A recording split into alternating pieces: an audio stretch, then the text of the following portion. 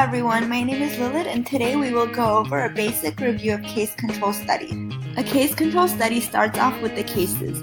These are the people who have the disease. It then uses a comparison group called the control group who do not have the disease. The control group is the sample of the population that gave rise to the cases.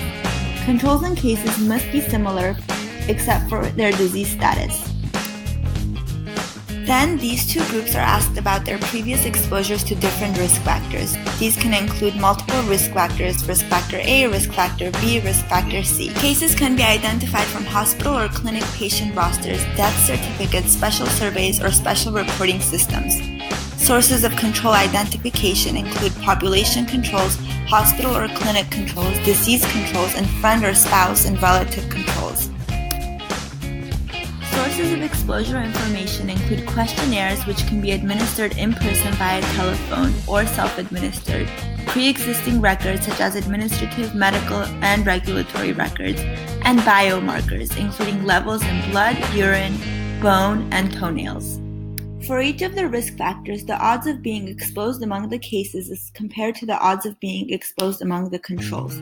This is called an odds ratio. An odds ratio of more than 1 means that people with the disease are more likely to have been exposed to the risk factor than people without the disease. This suggests that the risk factor could be associated with the disease. An odds ratio of less than 1 means that the risk factor is a protective factor.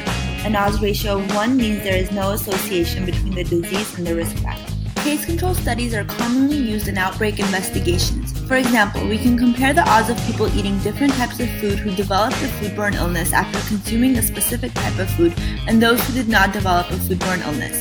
If the odds ratio is greater than 1 for a particular type of food, then we can attribute that food to the development of an illness.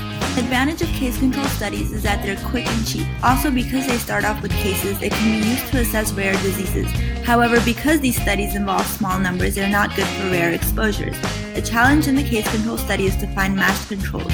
Also, because studies ask about exposures in the past, people may not recall their exposures in the past. There are various applications of case control studies. For instance, they can be used to determine the cause of a disease. They can also be used to evaluate the effectiveness of vaccines. Case control studies can be used to evaluate treatment and prevention programs and investigate the outbreaks of disease. I hope you enjoyed our lesson today on case control studies. Thank you so much for listening.